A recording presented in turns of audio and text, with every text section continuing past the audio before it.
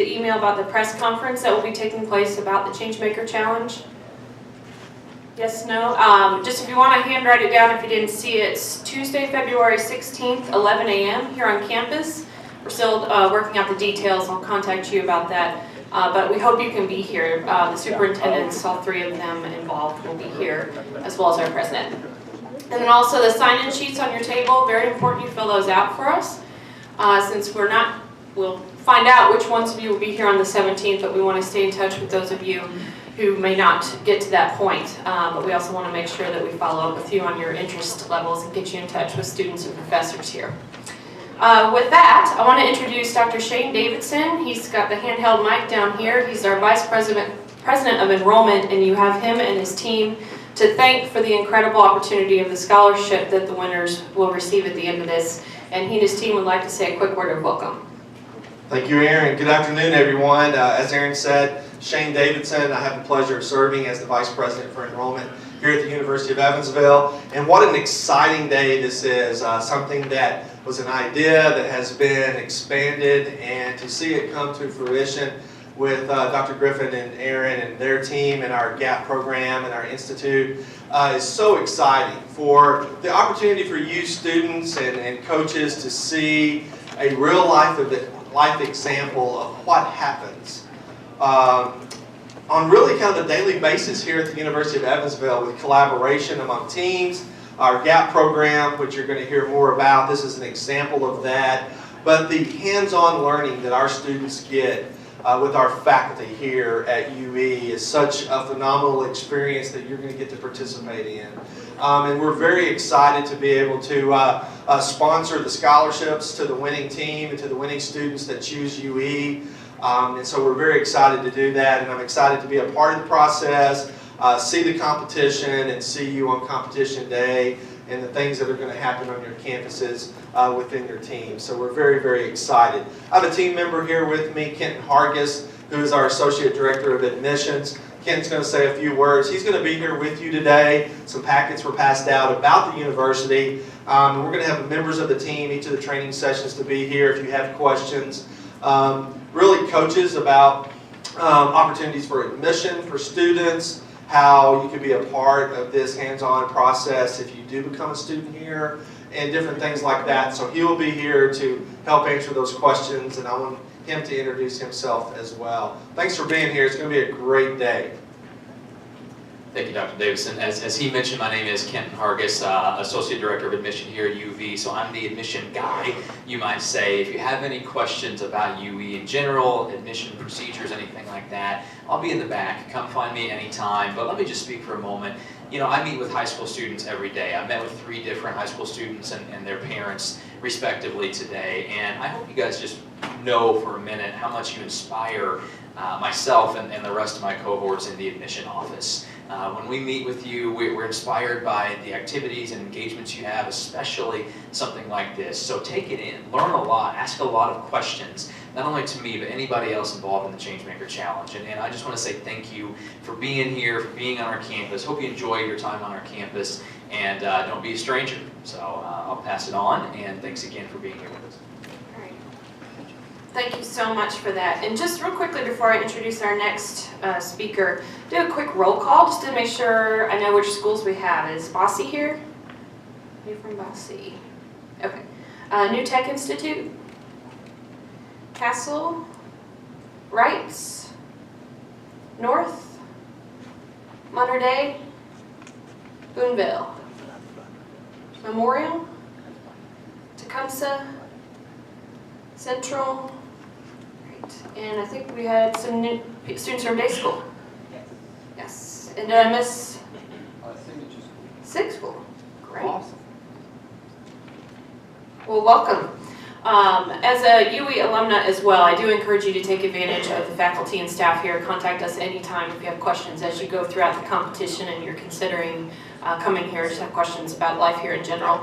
But it's my great pleasure to introduce next my boss, Dr. Jill Griffin, who is a passionate advocate for social innovation and really exactly what you're doing here, identifying problems in your community and raising your hand and saying, I have an idea about how to solve it. So she's a wonderful resource for you throughout your careers, wherever you end up. Dr. Griffin. Thank you, Erin, and welcome everybody. We are so pleased and honored to have you here and to begin our first ever High School Changemaker Challenge. At the University of Evansville, we arm our students with knowledge about the world, and then we empower them to go out and make a difference. So we're really excited also to work with you, to hear your ideas and see what you want to do to make a difference. The name of the challenge is Changemaker Challenge. So what exactly is a changemaker? You've heard of entrepreneurs, I'm sure, and an entrepreneur is usually somebody who has an idea, often a business idea, and they go out and make it happen. They don't have an instruction book. They may or may not even have any training. They just have the passion and the idea to make a difference.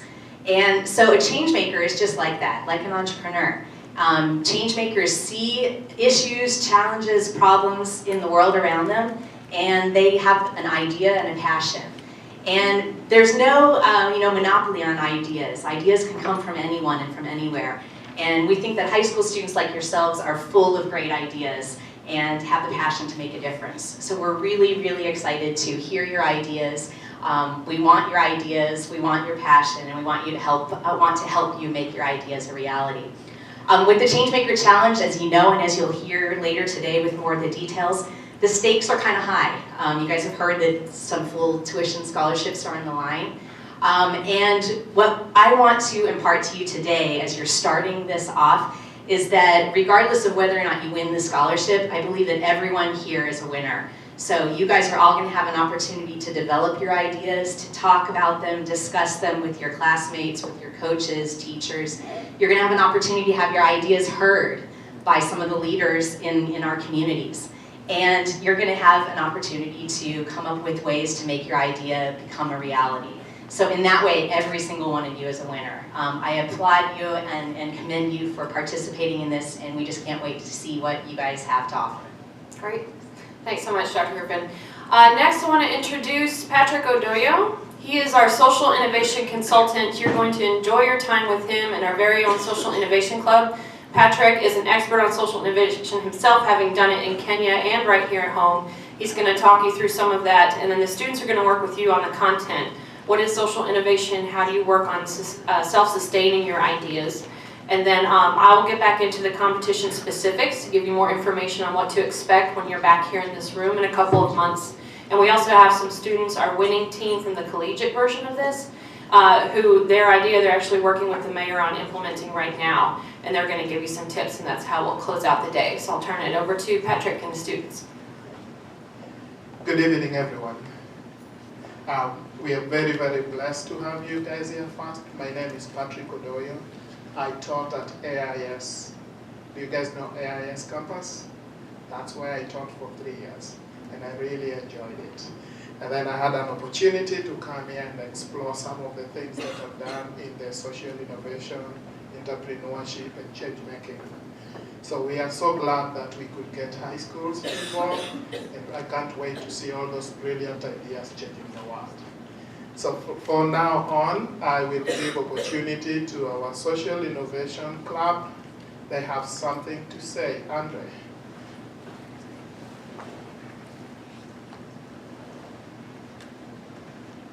Hello everyone, my name is Andre and I'm a senior here at UE, and on behalf of the club I want to welcome everyone, first of all, on campus. It's great to see so many faces here who are ready to compete with each other, so that's great.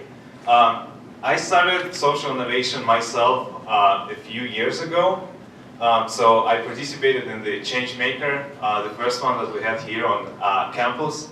And it was a eye-opening experience for me because for the most of my college career, beginning like freshman, sophomore, junior year, I didn't really think much about social innovation. But then after the Changemaker, I was able to work with a group of brilliant students in my team to try to develop some crazy creative ideas on how to benefit the society and also to have fun doing that. So that was kind of awesome. And just last summer, we decided to revive Social Innovation Club on campus. So me and Bushra, who's sitting right there, so we sort of Skyped together. I was in Russia, she was here in Evansville, and we're like, oh, it's going to be so great to have Social Innovation Club on campus, doing cool projects. projects, keeping people involved and entertained and curious.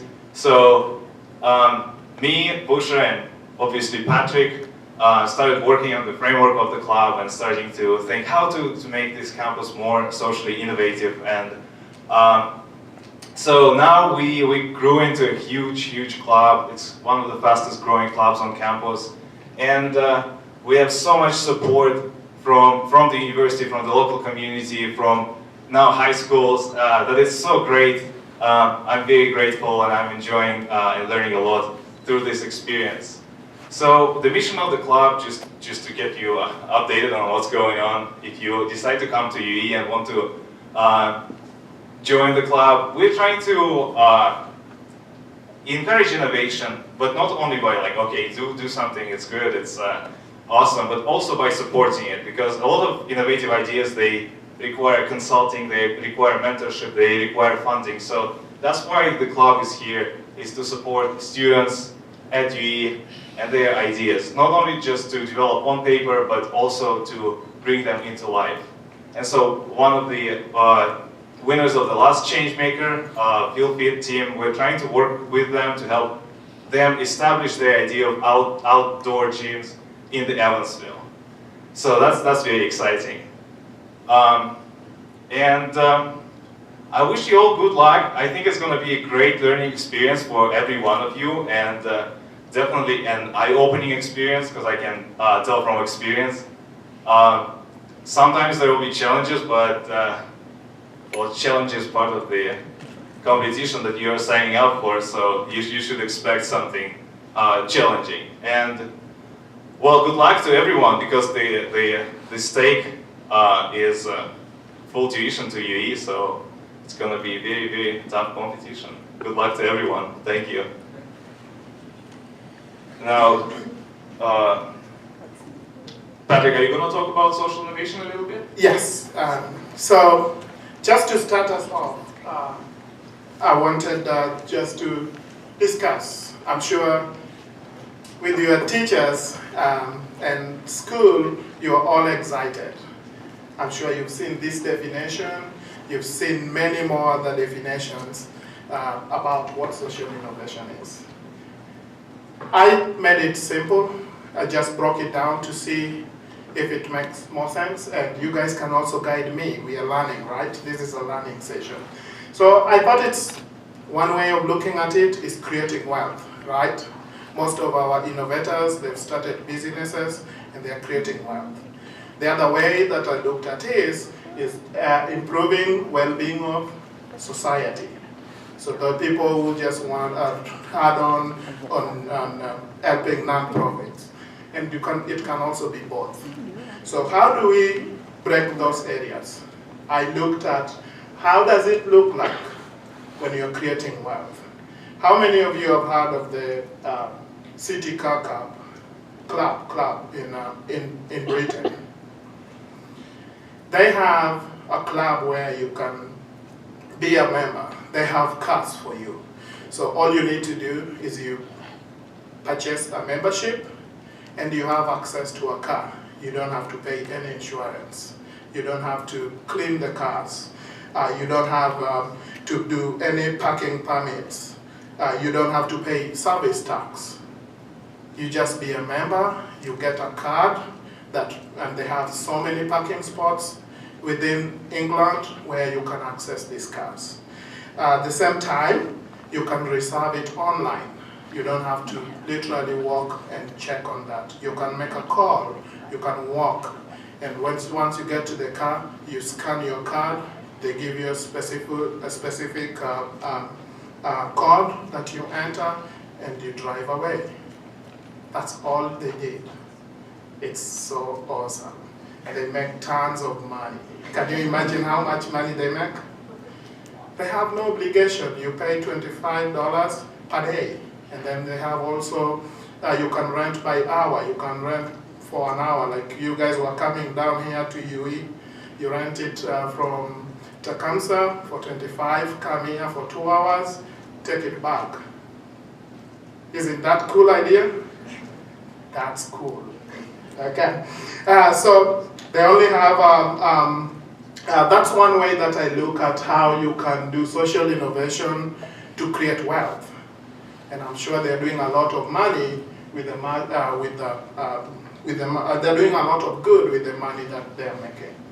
The other one is how about social innovation for the well-being? Sorry, I passed one. How about social innovation for the well-being of a society? This is my village. This is where I grew up. My home, I don't know if the pointer works on this. My home is somewhere down there. For some of you that will have a chance to go and visit my village one time. This is the classroom that when I was a young kid, I went to. And I saw that there was a need. And I thought, for the well-being of my society, someone has to do something. And with the skills and the knowledge and the wonderful people that I've met in the US, we have classrooms. We provide uniforms for these kids. It's for the well-being of my society. I call that social innovation. So that's another way that we can look at social innovation. The third one is you can do both, right? Make a little money for you, but then also spend it on helping people. How many of you have heard of the Global Soap Project? We will get to learn more, just a little bit more about it in a video later on. But we had a chance for this guy to come to UE last semester, and he spoke with our students. It's so touching. He's a refugee from Uganda. He had an opportunity to come and live in Atlanta. And he remembers when he was a refugee, one of the things that they lacked was soap. They only had one soap for the family, and you wait until the next time the UN can bring soap for you to take a shower. That's when he had it. So when he came here and is traveling and is going to every hotel, they have tons of soap, right? You go to a hotel, they give you like 2 and you're one person and you're staying one night. I collect them. I bring them with me home. I don't leave them there. So he changed that idea, and right now he's built a very big company in Atlanta. They make a little money, but their concept is they've partnered with organizations and schools. They collect soaps from, like if Evansville wanted to do that, we collect, ship them there, and then they clean it up and make another different soap and send it to Africa to help the kids. So they will produce them at a very cheap cost, and then they will, in turn, you can buy 1 for 1. For every soap you buy, they send one to Africa. So they are making a little money, and at the same time, they are also helping people. So those are the 3 forms of innovation that I wanted to discuss with you today. And I think based on the projects that you guys are exploring, I'm sure it will be in those 3 lines. Technology. I know we're creating different apps now for different things. I know I have passionate engineering students that might have something in the line of application or designing a whole brand new product, and that's also innovation as well. So I just wanted to touch on those different areas of innovation just to give you a clear understanding of how I look at innovation, and you guys can add to that. So, in short, so what's innovation to me? I look at it as recognizing a challenge. In my community, there was a challenge, and we recognized it, and we are fixing it. I see it as an opportunity. The young man from Uganda came to the US and saw an opportunity with the soap that we are wasting, and he took advantage of that. Focusing on solutions. That's one thing that we are doing in all the sectors. Whatever you do with social innovation, we are always trying to solve something. Rethinking what to do and how to do it. You guys know Uber. Uber taxi? Is it Uber or Uber? So Uber concept is actually from the City Car Cab. City Car Cab was operating in England. Uber expanded it and built a network to make it worldwide. In my country, Kenya, it's still not acceptable because of different policies. They're still fighting to get there, but it's not. So it's disrupting. They thought how to do it and to change. It's called disruptive innovation. And then addressing the root cause of these problems. If I go back to my community, part of how we are looking at solving the problems is we have scholarships for the students to go to high school. In Kenya, high school is not free. It costs $700. For a family that's making less than $1 a day, school is out for you. That's not a priority. So we are trying to make sure that they get schooling in that manner. So we are focusing on being addressing the root cause and not just the symptoms. I will turn it over to Dr. Griffin, and she will walk us through sustainability.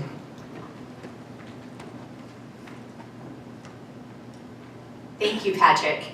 We feel so honored to have a living, breathing social innovator who has been innovating his whole life to solve social challenges. And one of the things I wanted to talk about today, when I believe, Aaron, are you going to talk later about the criteria? Where's Aaron? Yeah. Okay. So when you guys get to thinking about how this competition is going to unfold, you look at the criteria. And one of the criteria is that the idea should be self-sustaining or sustainable. So when we use the word sustainable, a lot of people, there's a lot of different things that are wrapped up into the idea of sustainable. So we talk about self-sustaining. Let me just step back for a minute. And if we think in our community here, organizations that are addressing challenges, what are some organizations that you guys know that are working in our community that help with various needs? Albion Fellows Baking Center. What is it? Albion Fellows Baking Center. Okay, Albion Fellows Bacon. Yes, I'm messing up the name. Yes. What's another one? The Echo Clinics that work with the homeless. The Echo Clinic. Okay. And both of these, if you think about these, how do you think that they get their funding? How do they pay for all the good work that they do in areas of domestic abuse and healthcare and the various issues that they're addressing and involved in? Donations, yeah. So a lot of them depend upon donations. Okay, what about Echo Clinic? How else might they get some money? I think they can apply for grants and funding from other institutions. Exactly, so grants. So if we look at a lot of organizations that address issues in our community, two key areas are fundraising, donations, and grants, maybe from the government, private organizations. So these are fine ways to help get money and resources for things. But there's a little bit of a risk with that. Have you guys ever done fundraising for any of your clubs or things you're involved in on campus? Okay, how hard is that? I see some heads nodding, right? Okay, it's hard to go around and ask people for money. How much time does it take? A lot, yeah. Do you always get a yes? No. In fact, a lot of times, it's very infrequent that you get a yes. What about things that are funded by the government? Is that funding always guaranteed to continue? No, different leaders come into power, different issues become more or less of a priority, and funding may disappear or go away. So while a lot of these organizations have methods to sustain themselves, there are some risks in it. And so what a lot of social innovators do is try to get around some of those by using innovation and creativity to come up with models that help minimize the dependence on donations or grants or other things. But there, as Patrick pointed out, there are social innovations that happen in not-for-profit as well as profit and all kinds of things in between. So self-sustainability or sustainability, self-sustaining ventures, it's kind of a spectrum. So it's not like it's sustainable or not sustainable, but there's kind of a spectrum. So I wanted to kind of give some ideas on that. If we think about what is a venture, a venture is, yikes, this goes fast, doesn't it, Patrick? Okay, so a venture, we usually use that word for like an undertaking or an enterprise, often, in a business sense. Usually there's some risk and an expectation of gain. And we can use the word venture also to talk about social ventures. And a social venture then is an undertaking by an organization or a firm or initiative, usually established by a social entrepreneur or a social innovator or a change maker. And it seeks to provide systemic solutions to achieve sustainable social objective. Boy, this does go fast. As I said, they can be profit, not-for-profit, or hybrid. And I encourage you guys, as you're thinking about your ideas, think about, what is the idea and what's it going to take to make it happen? Because there's no magic, right? Coming up with a good idea isn't the end-all, be-all. You've got to be able to make it happen. And so you can think about what kind of resources are going to be required to make your idea happen. And that is not just money, but also people, any facilities and other resources. And then think about how could you get the money for that? And besides the monetary resources you need, how could you get the other resources? And then, okay, great, once you've got it, how can it continue year after year? And if every year you have to go out and get more donations and get more people, it could be sustainable, but it may be less sustainable than some other models. So I encourage you to think creatively about where you can identify sources of support.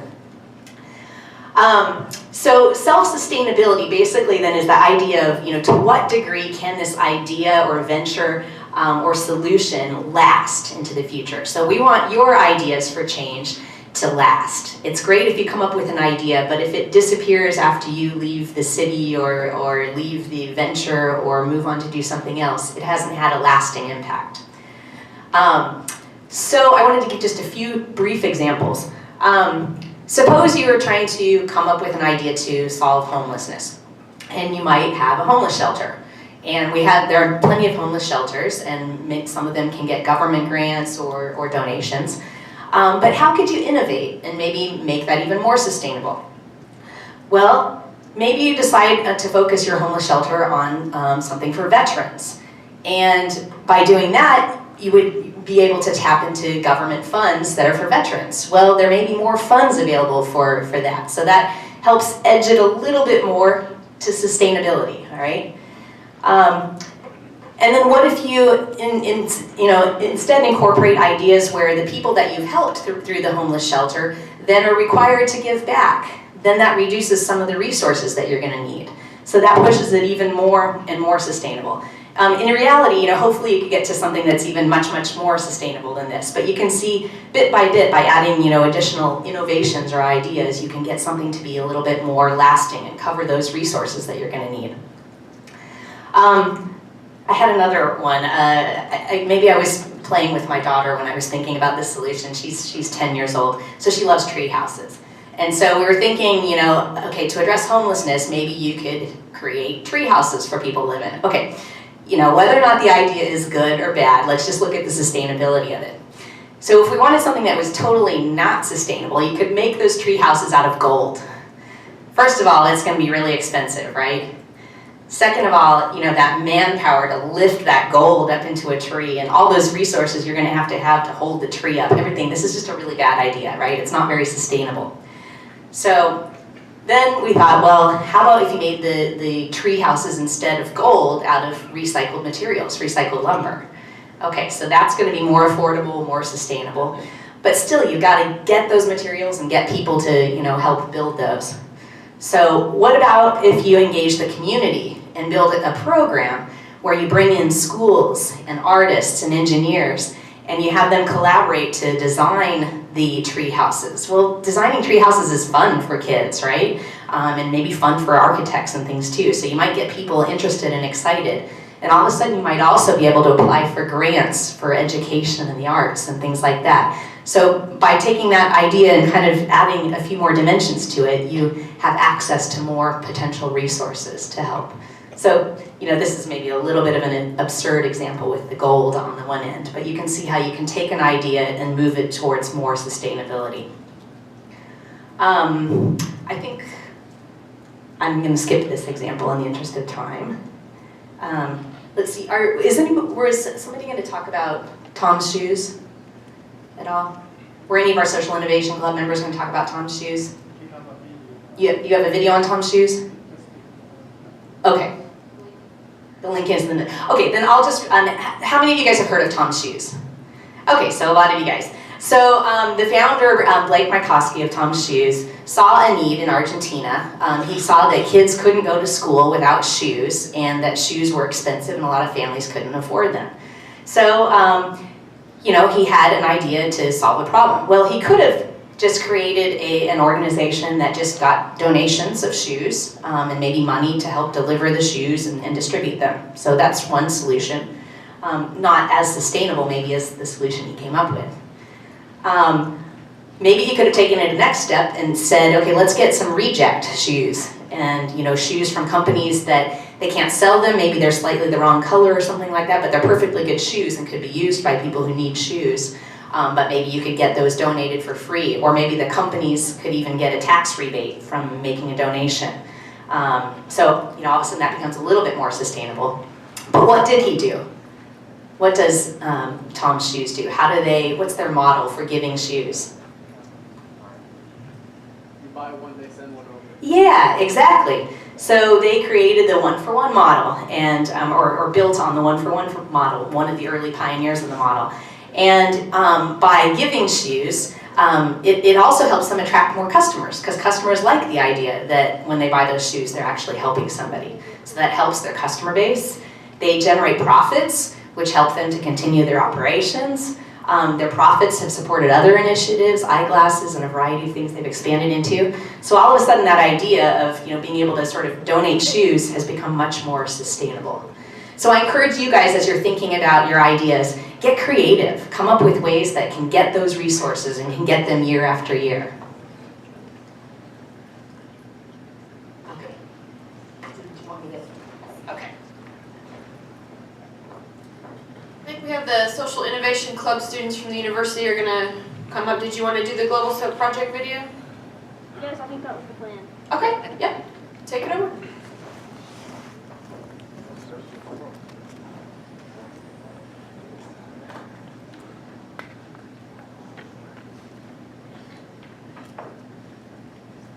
Hello.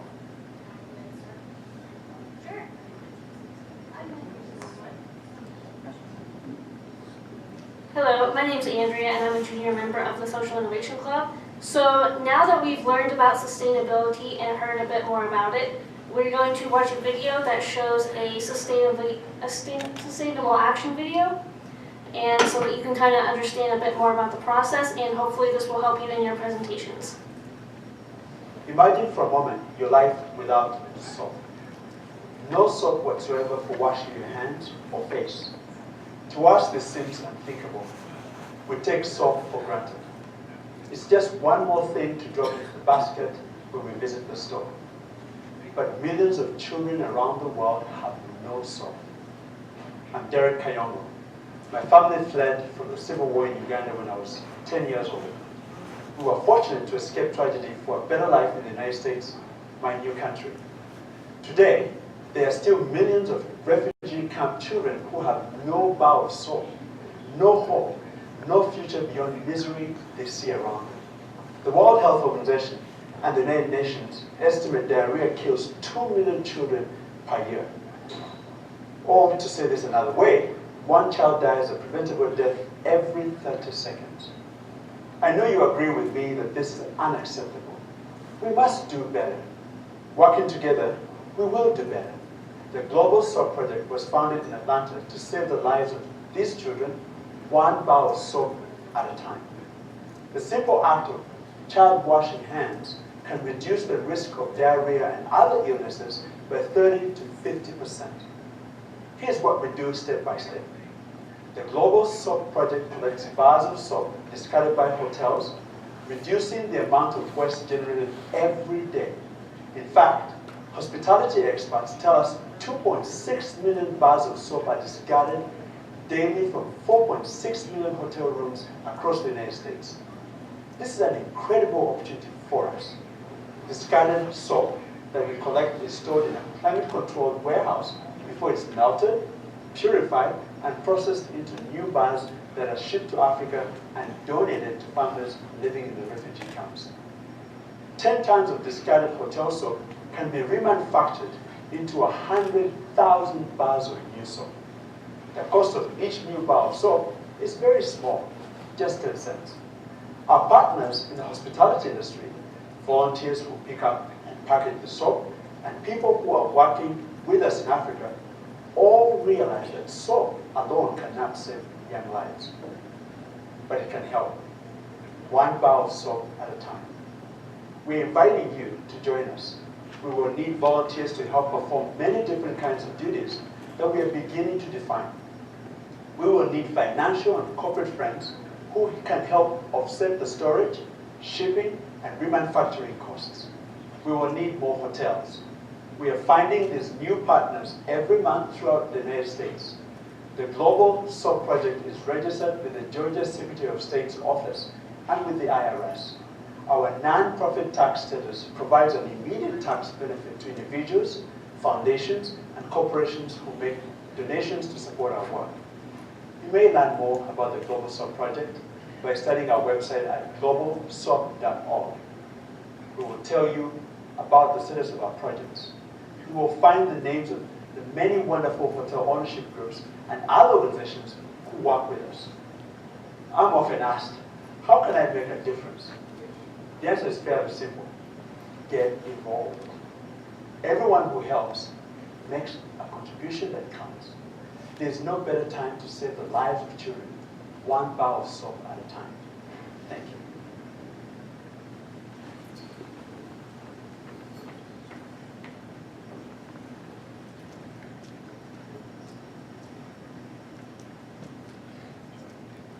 Okay, and now that we have heard about sustainability and seen an example of a sustainable company, we're going to move on to a more interactive part of the evening. I wondered if we'd start by just talking about the origin of the Global Soap Project and how it came about. Hello, everyone.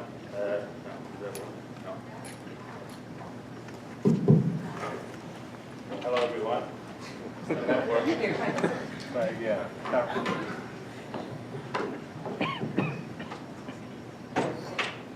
All right. Hello, everyone. Sounds good? Yes. Okay. So welcome, everybody. We are very happy to have you here. We are now, since we are thinking about the Changemaker Challenge, we're going to make a small competition. Everyone will participate in it.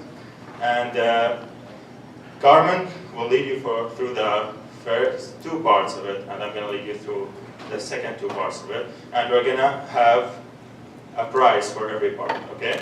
So get excited, yeah? Smiley faces, okay? Ready? Okay, thank you. Okay guys, we're gonna have a competition and we have to come up with social innovation ideas to fight homelessness.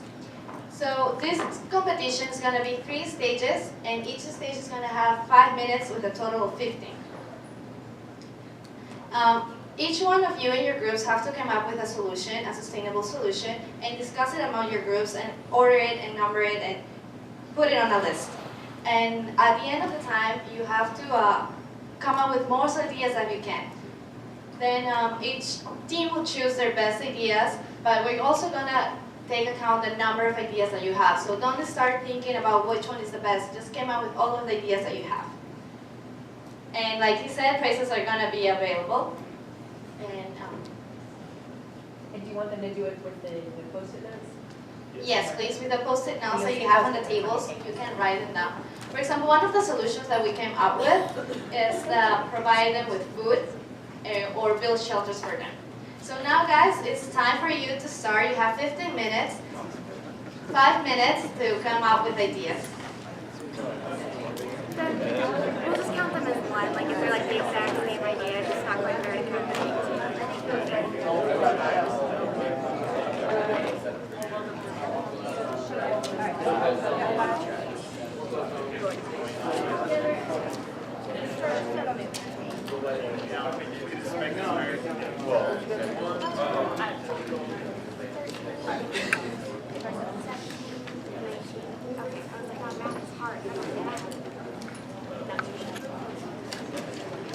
Yeah, exactly. Yeah.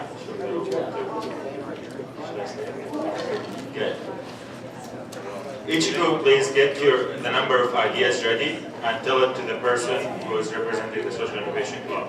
Tell him how many ideas you came with.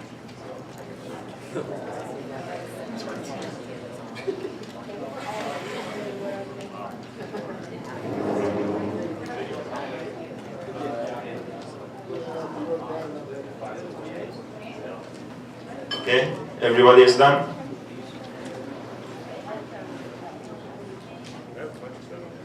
Okay, nice.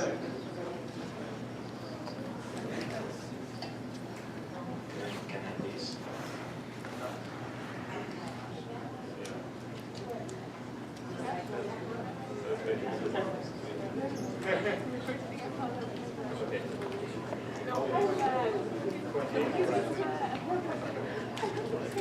Who has more than 28? What was it, 28? 28. That's more than 28? A lot of ideas.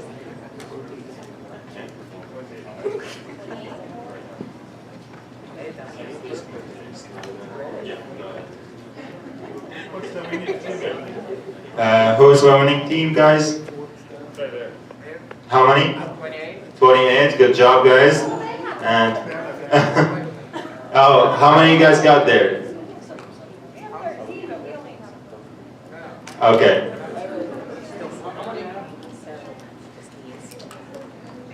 Any more? 28 is the number. Anyone has more than 28? Okay, so 28 is the winning team, is right there. Thank you, guys. And okay, now let's move to the next part of the competition. Okay, now since you came up with ideas, now I want you to pick one idea from the list that you have and think about the worst ways to sustain your ideas. Remember, Dr. Griffin talked about the ways to sustain your ideas. So think about ways that are really bad to sustain your ideas, even if they are crazy, I don't care. And the team that has the most will win a prize too. So 1, 2, 3, go ahead.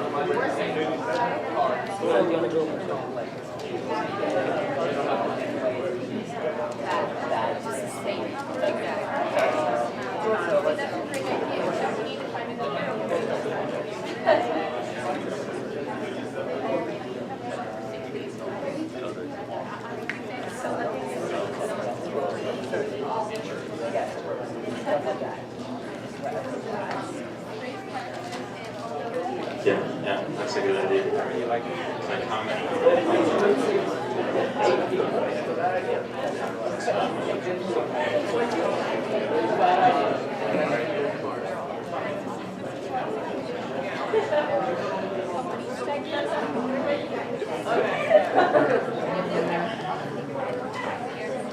Like to share any idea? Anyone? There? Selling air? Wow. That's a really bad one. Okay. Andrea? Andrea?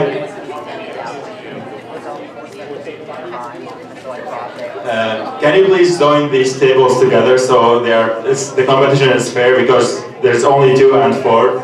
That one in the back, yeah, please. So, selling air. But bottled air, nice. Some people not need air somewhere, I don't know. Maybe to the people of Mars, something.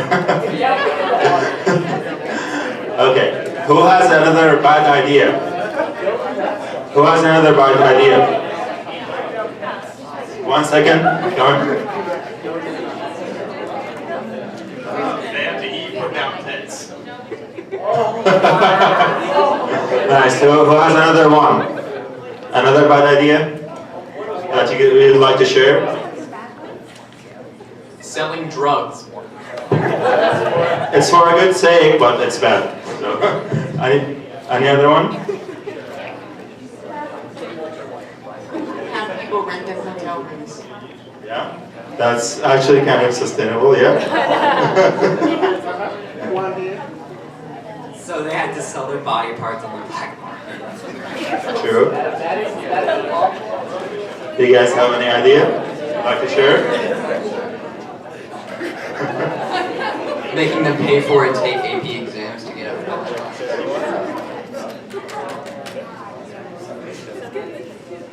Living off whatever they can find on the streets during the day. That's a bad idea too, but thank you. Great bad ideas. Great bad ideas. We're going off of his selling drugs. We've got an even worse idea. Just have free drugs.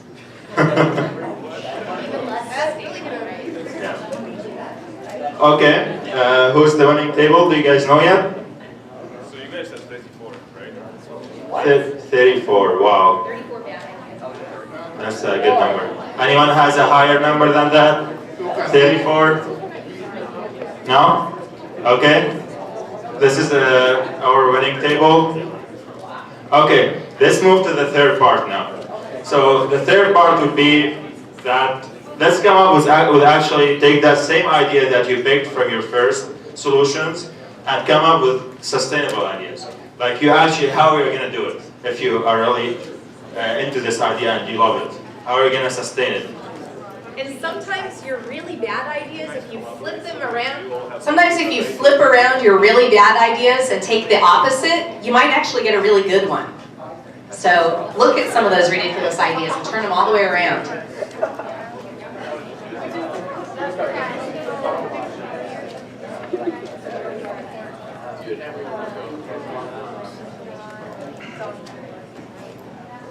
So for example, just to help you, I'm gonna take a little bit of your time. Feed homeless people through restaurants unused food and advertise for the provider for their good cause. Win-win. So in this way, you give something to the restaurant and you give something to the homeless people. So win-win. Think about win-win. Where things that where all the sides who are participating are winning something.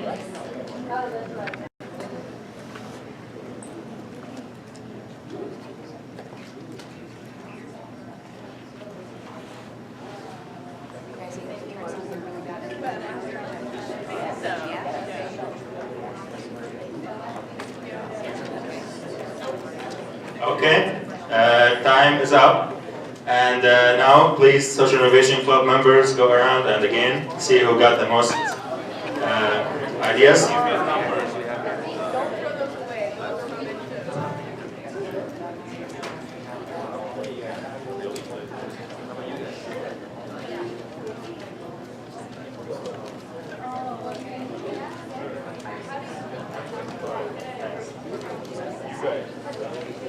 Yeah, I already said that.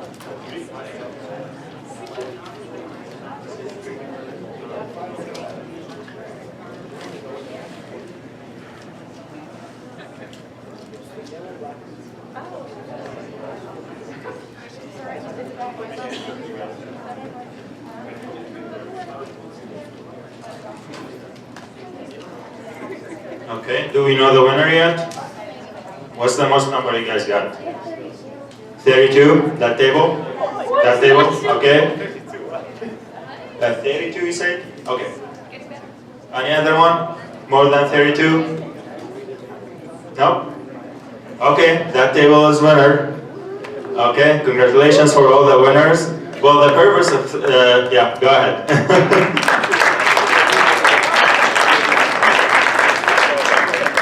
Okay, so this is not the actual prize. This is, I mean, they're gonna give you prizes. This is a small example of how the Changemaker challenge works. So we're gonna pick an idea, and take it through this process, like brainstorms all the possible ideas for the problem that's in your mind, brainstorm as many as possible, and then start the process of elimination. So you take this idea, the solution for the idea, and then you see all the possible sustainable solutions, ways for keeping that solution going, and all the bad solutions for keeping your that will not keep your idea going and alive. So that's the purpose of this exercise. So as you are now starting to learn about the Changemaker Challenge, please remember to choose your idea, to choose your sustainable solutions, unsustainable solutions, and then work through this process. And I wish you all luck, okay? Thank you so much for everyone.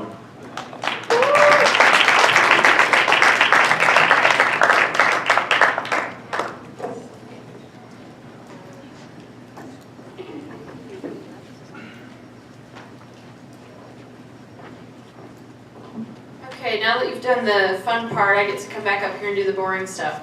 But I'm going to start off. We had some requests to showcase what pitch looked like at the last Changemaker competition. We actually have at least one, if not two members, at least one in the back, she'll be up here in a minute, of the winning team. I'm going to show you a brief clip from their presentation. It was in this room.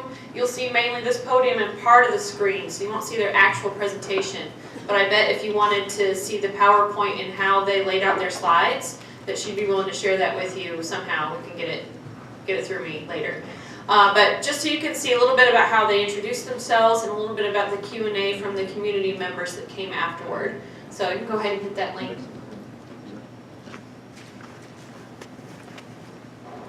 The fattest city in the whole nation. Evansville, in 2010, is ranked as the fattest city in the United States. But before we get into that problem, we'd like to present ourselves. My name is William Allen. I'm double majoring in communications and business, and I'm from Brazil, and I'm marketing management of this project. My name is Monica Morales. I am a sophomore. I'm a design and visual communication design and business administration major, and I'm from El Salvador. My name is Gabriela Tom. I am an international studies and political science major, and I am from São Paulo, Brazil. So, talking about Brazil, El Salvador, Spain, and other countries, a new trend in these countries are outdoor gyms, and that's where our idea came from. But before we get started, we're going to talk about the problem that we're seeing. One of Evansville's biggest problems is obesity. 37.8% of the population is obese. 66.7% is overweight. Indiana, the state is the problem. The obesity problem in Indiana has been increasing. It has increased by 6% for the last 4 years. It's 31.8% of the population in Indiana are obese. Obesity can cause health problems such as high blood disease, heart disease, diabetes, and other problems as you can see here. But we have a solution for this problem, for Evansville's problem with obesity. And this solution is Feel Fit. We want to bring outdoor gyms to promote a healthier lifestyle to the Evansville community. We conducted a research. Okay, so we didn't have multiple camera angles, as you can see, so sadly you can't see their wonderful PowerPoint presentation, but I really do recommend you follow up and get a look at that. But just so you can see, it can be informal here. You want to make sure to introduce yourself and your problem and get right to your solution at the beginning. And then I'll show you the end here so you can see a little bit of the Q&A that comes afterward. The judges will be kind of a couple of feet back from the stage. We'll have probably 7 of them. The mayor will be one of them, President Kazee from our university, and some other community leaders will ask you questions afterwards. So I'll highlight a couple of the questions here. If you can't hear them, I'll repeat them afterward. For example, if one national wants to donate one equipment, they're going to donate 700, which is the amount of equipment, and then they're going to have the brand. So we have 2 options. either separate units of advertising Probably in the spots middle of a or create question the right whole now. team from the 700 wisdom. To the rest of the funding we're about is we're thinking about creating advertising spots. We're thinking when it comes to going to be able to advertise their brand. Just so they can see one of the questions. Are your machines family friendly? Are your machines family friendly was the question for their gyms. All throughout the nation, there are a lot of outdoor gyms, and you can see that New York and big cities they have them in any age, and no matter what age. Have you found out whether or not the city of Evansville will allow it? The mayor was in the audience for that one. Actually, according to our research, the mayor has been implemented some projects to tackle the obesity issue in Evansville. So I think that would be a great way to keep up with your project as well. Actually, there's just a really hot news that 4 hours ago or 7 hours ago, there was signed a new implementation proposal for Roberts Park. So maybe we can start all there. Okay, not great audio. Thanks, Patrick. Not great audio, and I wish we had their PowerPoint up there, but just so you can get a general feel for where you'll be standing. Your presentation, you can move one at a time from this podium. We'll also have a handheld available to you. You can use the stage a little bit. This is the screen you'll be using, and then the questions will come from about that area. Also, just a quick note, I wanted to give you students my email and cell phone number. If you want to text me or email me anytime throughout this, you just have a quick question, need a quick answer. It's el131@evansville.edu is my email. And cell phone is 812-573-1780, and I'm fully committed to the texting preferences of your generation and now mine. So don't hesitate to let me know what you need. If we have ideas, this is the first time we're doing it and we want it to be collaborative, so do let us know. Just running through the important dates real quickly. We're through a couple of them, but note the next coaching session, and I strongly encourage students in particular to attend this one because they're going to talk about how to make a pitch. And this is something that a lot of our collegiate changemakers last fall wish they'd had more coaching on, how to get your idea conveyed in an effective manner very quickly, including talking about the sustainability piece. So we're going to have some great resources at that one about how to use that 7 minutes that you have wisely. February 12th, 4 to 5:30 p.m. over in the business school. I'll send out information to your coaches. Just note the March 7th is the deadline to register your teams, and it's on our site. There's a quick online form there. It just takes a few seconds. And then the materials will be submitted March 14th by 5, and the competition's on the 17th. And again, I'll communicate with you throughout the whole time. A quick note, I noticed that we have a lot more than 3 students per school who are interested in doing this, which is fantastic. But that means you'll need to have some kind of in-house qualifier, competition, some kind of system for determining which team of 3 or 2 or 3 gets to represent your school at this competition. So the team that can enter has to be no more than 3. The school can determine that any way you want. So coaches, you can have a mini version of what we're doing. You can have them write essays. You can do whatever you want in order to determine that. I've talked with a couple people about this already. They were asking for recommendations on when. And to give your winning team the most time to clarify and polish your presentations prior to the March 17th competition, I'd recommend doing it by the end of February. Just figuring out which team you want to represent. And email me individually or call me if you have questions about that. So it's really up to you. Just make sure your team is 3 when you go to register. Next. I'm going to walk through this agenda. Sorry if you can't see it, but we did put a printout in your materials. Everybody should have one if you want to go through that. We're going to have our judges here before you get here to do their orientation, make sure they're ready to receive you. At 8:45, you want to get dropped off or park. We'll get you parking passes prior to it on the circle. We'll make sure you have escorts as well. Students will probably help with that. The opening ceremony will be in this room. We'll have a welcome from the university and then briefly go over how the day will work. And then at 9:15, the competition will start, and it will all be hosted in this room. We'll have 2 rounds of competition and split it up into the first round. We'll have 5 teams, and the second round we'll have 6, assuming all of you end up submitting a team, all 11 teams. And we're going to flip. So those who are competing in the first round, the teams in the second round will get to take a tour, meet with professors or students based on your level of interest. So that's why we asked that on those cards. If you already know what you want to major in, if it's electrical engineering or philosophy or theater, let us know, and we can get you some one-on-one time with the amazing faculty and students that we have here to talk to you about that. So the first set will compete, and the second set will be touring, and then we'll flip that. So you can see here, Team 1 will start, 7-minute presentation max. You might not use all of that, but we will cut you off at that. And then 3 minutes of Q&A from the panel, and then there'll be enough time for the next team to come up. We'll have all your presentations preloaded, so that goes pretty smoothly. So we'll walk you through every single set here. Go to the next slide. Second set will compete. Then we'll bring you back together for lunch. That'll probably be downstairs, possibly in this room. We're not sure yet, but we will provide that. And then we'll have the awards ceremony here. And of course, third, second, and first place will announce, and the first place will receive the full tuition for your scholarships if you choose to come here.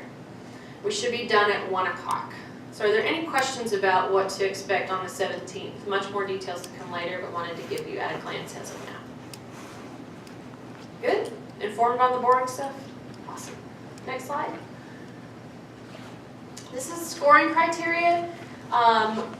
We've got 6 criteria here for you to consider, and I recommend that you try to address them in as balanced a manner as you can in your presentation.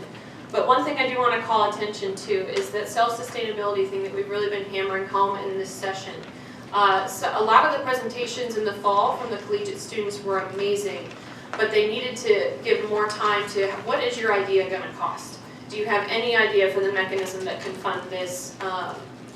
Just give that some thought. If you have questions or want to talk to anybody, we do have some business students in the economics classes that might be willing to help. We have resources that can help with that if you're not sure how to go about looking at the cost of your idea or the budget for it. But I recommend making sure you don't leave out that piece. One thing Team Field Fit, who won in the fall, did very well was be ready for that. They could actually tell the mayor how much it would cost to put outdoor gym equipment throughout the city, and it really didn't sound that bad. So one of the judges was a local lawyer and said, how do I support your idea? So do your best to give the self-sustainability piece the attention it deserves. I won't go into the details on this because your teachers and coaches will be able to help you with this, but wanted to give it to you at a glance. And the judges will be doing 1 through 10, the scale. They hate doing it, but it's the only way we can come up to judge something like this. All right, next. Just a little bit on recruiting for coaches and students. If you're still looking for teammates or not sure how that's going to go, one thing we can recommend doing is maybe turning the flyer that we email to you into a JPEG. Teachers and coaches, you can post that on your personal Facebook or Instagram pages and ask the students to share it. So if you're looking for a better way to get the word out than just me emailing it or it being in the courier, I'd recommend creating a picture and getting that shared out on social media. And if you're struggling to find a teammate, just contact us and let us know if we can help at all. Just a reminder, on the website is where you register. It just takes a few seconds, and we have changed and updated the frequently asked questions. We've covered a lot of that here, but take a look at that if you have more detailed questions after this. And next I want to bring up something that will probably be the most helpful to you. Where's Gabriella? There she is. Come on in. So she was on the winning team from this past fall. She can tell you a little bit about their idea, since we didn't have great audio for her presentation, what they received as a result, and some of the work they've been doing with the mayor after that, as well as things they wish they might have done better. Hello everyone. I hope you're excited for the competition. So I'm Gabriela, I'm from Brazil, and I'm a junior here studying International Studies and Political Science. And the rest of my team, they are actually studying abroad in the UK. So basically our idea, as you saw in the beginning of the video, was to bring outdoor gyms to the Evansville community to combat obesity. And where our idea came from, it came from as I mentioned, I mean, outdoor gyms is like a big thing in Spain, Brazil, in other countries. It's a big thing also in the US, but not in the Evansville community. So we were like, okay, this is the problem. What do we do to solve it? What other countries are doing to solve the same problem? So I was asked to give you a few tips, and my first tip is think outside the box. Excuse me. Obviously, the U.S. Has, I mean, great sources. Great things has happened here, like innovative ideas were created here. But great things are being created outside the U.S. as well. So, you know, if you have an idea, check. I mean, what are other countries doing to, you know, tackle the same issues? What are the other states are doing to tackle that issue? You know, open your mind.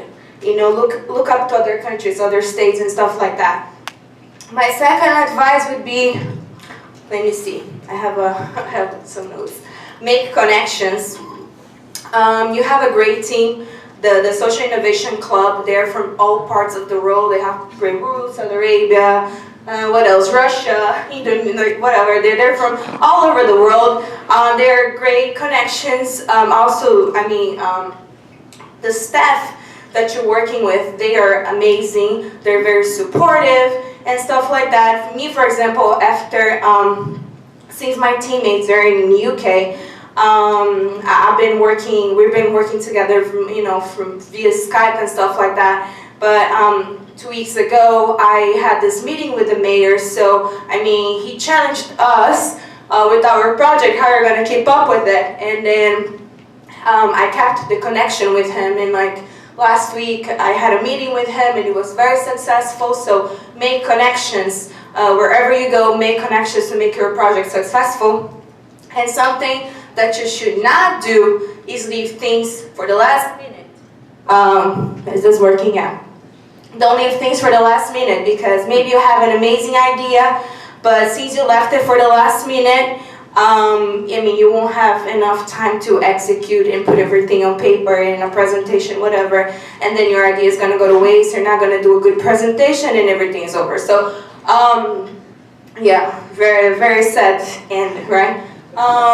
So yeah, those are my tips, those are my advice. I don't actually have anything else to say, so if you have any questions regarding how we came up with the project or anything, I'll ask the team to share my email as well. I can be also a good source if you think I am. And that's it, good luck, and I'm pretty sure you're going to do a great job. Thank you.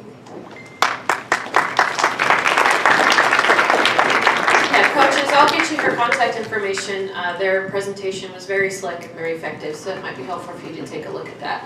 Are there any immediate questions right here? I'm very firm on getting you out of here on time. I might possibly get you out of here early, but we do have time for Q&A. Any questions right off the bat? You good? At least good enough to get started on your ideas and the sustainability of them. 2 quick notes. Feel free to take some pictures. We have a little surprise planned for you at the very end of this, and also leave the Post-its on your table that you filled out. The Social Innovation Club would like to do something with that. Is there anything left over from the staff? We have the gifts, the amazing gifts from the Social Innovation Club here. Second of attention, guys. So we said we had some gifts for you, for the winning teams, and the gifts are here, over there. So we had 3 winning tables. One is over there. Can you guys raise your hands? Yeah, that's the first part winners. Second part winners are over here. And the third part winners are over there. So they'll receive some prizes from UE Bookstore. And we also have some pens for everyone. And we're gonna distribute that for you guys. Thank you for coming. It's great to see so many people, and Dr. Griffin is here to say something to you as well. Okay, and one last thing in closing. On your tables, you might have seen this thing for the GAP program. I don't want to give you a whole lot of details about it, but it's our program where students work on projects for organizations and companies in the community. And why I mention it and encourage you to look at it is that we, as I said at the beginning, we really want your ideas. And one thing that we intend to do with our Changemaker Challenge is take some of the best ideas and bring them into our program and have students work on developing and making your idea a reality as part of our class. So we're really serious about wanting your ideas. I don't have anything else, and I'll stick around if you have questions, coaches, for you particularly. But thanks so much for being here. Best of luck to you. And hopefully we'll see you at the 12th at the next coaching session on how to make a pitch. Safe trip home.